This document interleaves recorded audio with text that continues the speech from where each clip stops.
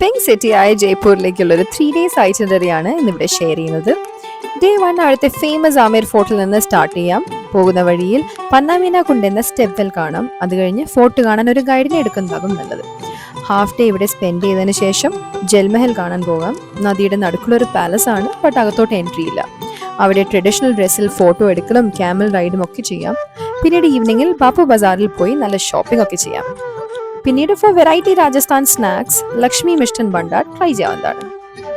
Second day ഹവാമഹലിന് opposite ഉള്ള tattoo കഫേയിൽ നിന്നും സ്റ്റാർട്ട് ചെയ്യാം. ഹവാമഹൽ ബാക്ക്ഡ്രോപ്പ് ആയിട്ട് ഒരു അടിപൊളി ഫോട്ടോ സ്പോട്ടാണിത്. അതിനുശേഷം ഹവാമഹൽ എക്സ്പ്ലോർ ചെയ്യാം. അവിടെ നിന്ന് വാക്കബിൾ ഡിസ്റ്റൻസ് ആണ് ലോകത്തിലെ ഏറ്റവും വലിയ സൺഡായിലുള്ള ജന്തർ മന്ദറിലേക്ക്.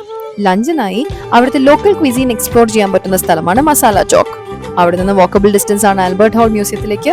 ഒരു ഈജിപ്ഷ്യൻ മമ്മിയൊക്കെ ഇവിടെ കാണാം. അത് കഴിഞ്ഞ് ജയ്ഗഡ് ഫോർട്ടിലേക്ക് പോകാം. ലോകത്തിലെ ഏറ്റവും വലിയ ക്യാനണും ഇവിടെ കാണാൻ പറ്റും. തേർഡ് ഡേ കുറച്ച് ലേറ്റ് ആയിട്ട് സ്റ്റാർട്ട് ചെയ്യാം. ഫസ്റ്റ് സ്റ്റോപ്പ് ഫോട്ടോഷൂട്ട്സിനൊക്കെ നല്ല ഫേമസ് ആയിട്ടുള്ള പത്രിക ഗേറ്റിൽ നിന്നാവാം. അവിടെ നിന്ന് പിന്നെ രാജസ്ഥാന്റെ കൾച്ചർ ആൻഡ് ഫുഡ് ഒരുമിച്ച് എക്സ്പീരിയൻസ് ചെയ്യാൻ പറ്റുന്ന ചോക്കിദാനിയിലോട്ട് പോകാം. ഒരു 6 മണി ആകുമ്പോഴേക്കും എത്തണം.